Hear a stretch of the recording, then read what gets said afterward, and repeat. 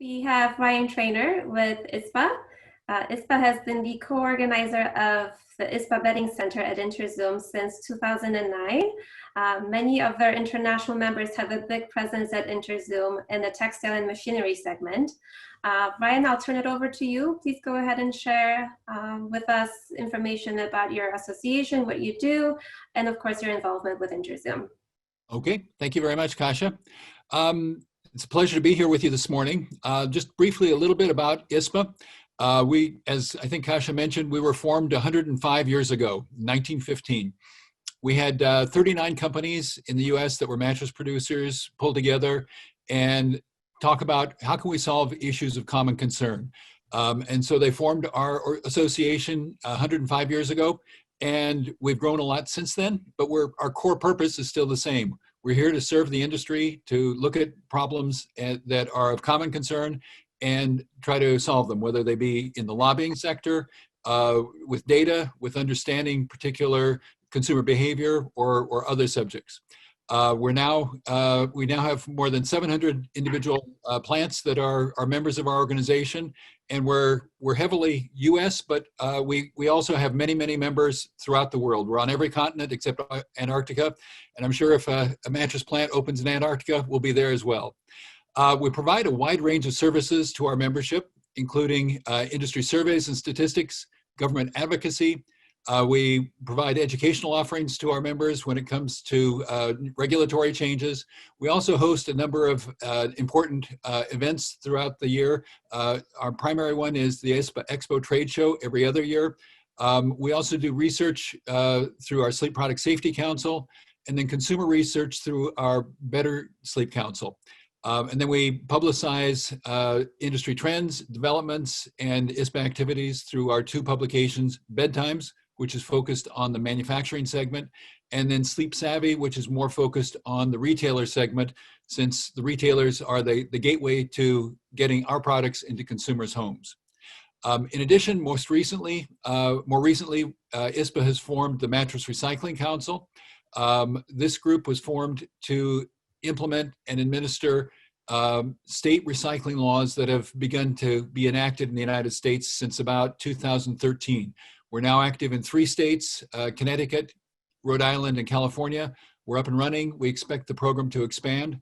And I think this is an important way for the industry to solve a problem that's been a persistent one for us. What do you do with a bed at the end of its useful life? It's bulky, it doesn't have a lot of value, and it fills up the landfills quite quickly in some states. So we're stepping forward. We created the Mattress Recycling Council to address this problem.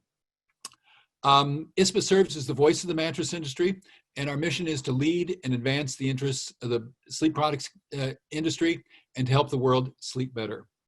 Next slide, please.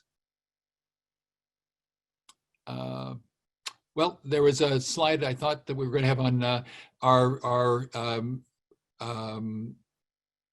mission statement as well as our strategic goals. We have 5 strategic goals. They include working with the advocacy issues on behalf of the industry. We work both at the state, local, and federal levels. And to some extent, when it comes to international regulations, such as building codes, we work internationally as well. Data and knowledge. ISPA will provide the intelligence essential for the industry success. We also work on dealing with the consumer, enhancing the industry's understanding of how the consumer is behaving, how we can be more responsive to their needs, as well as consumer trends and other things that will affect either our finished product or how we market our products to the consumer. Organizational health is also critical to what we are doing. We want to make sure that ISPA has sufficient revenue and industry support, as well as management and resources to meet our goals. And we do that through our membership dues, as well as through ISPA Expo and our publications. And finally, and most importantly, we emphasize inclusion. That's one of our strategic goals as well. We want ISPA to be the home for collaborative and industry interaction. We do that through not only our events, but through our committees and through our other activities. Our members join ISPA for a variety of reasons.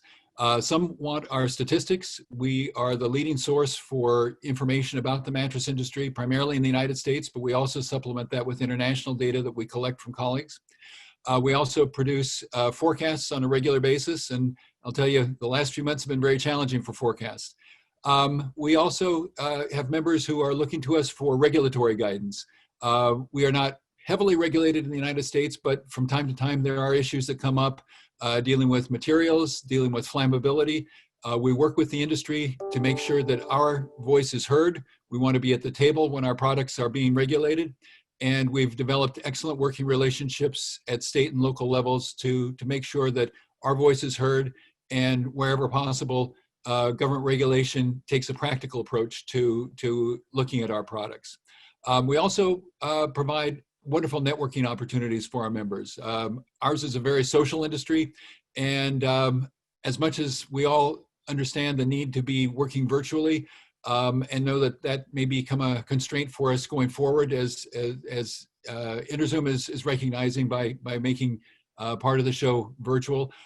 We really like being with each other. And so we hope that the COVID crisis is over soon so that we can again meet each other in person, socialize in person, but exchange ideas, build new relationships, reinvest in those old relationships. We're a very personal industry, and so we want to provide the types of opportunities for our groups to get together.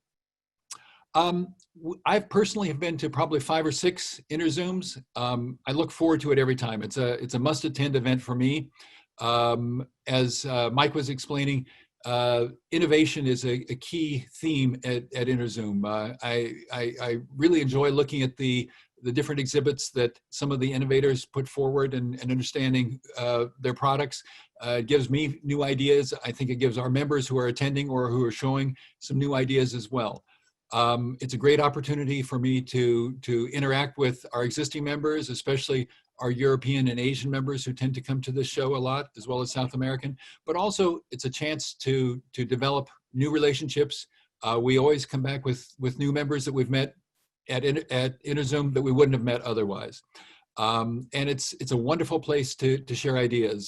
Some of the products are products that are not popular in the United States yet.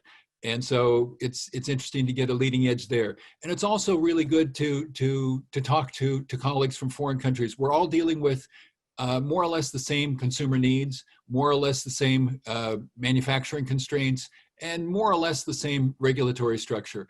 And understanding how we come about to solve those problems differently in our own cultures and our own countries, that's been really fascinating for me. Similar to the wood sector, we have a pavilion. We've taken a little bit different approach to our pavilion. Our pavilion is primarily small, it's exclusively small turnkey opportunities.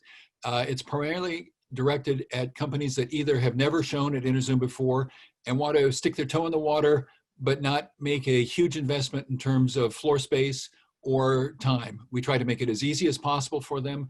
As I said, it's a turnkey, small booth.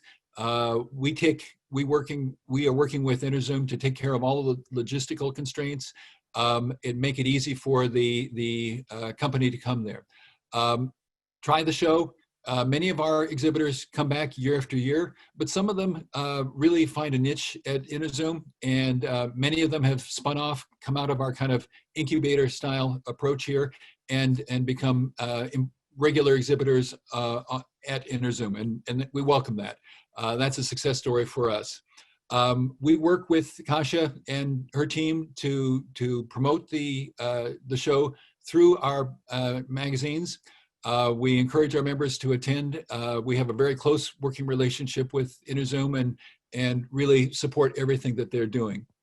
I think a show like this, just as it's important for me to be exposed to new ideas and new people, I think that that's a really wonderful aspect of interzum for our members. It's almost all members that either attend the show or are showing there come away with an excellent experience and are keen to come back again. I think the next show will be very interesting to see how the lessons that we're learning from COVID today throughout the world will have an impact on not only how the trade show functions, but also how we operate going forward. Obviously, COVID has been a real important event in our country. It's caused, we do regular surveys of consumers to find out how well are they sleeping.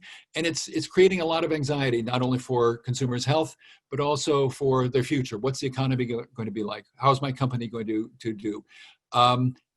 It's been fascinating, though, to see how the crisis has evolved, though. Our industry is just working flat out right now.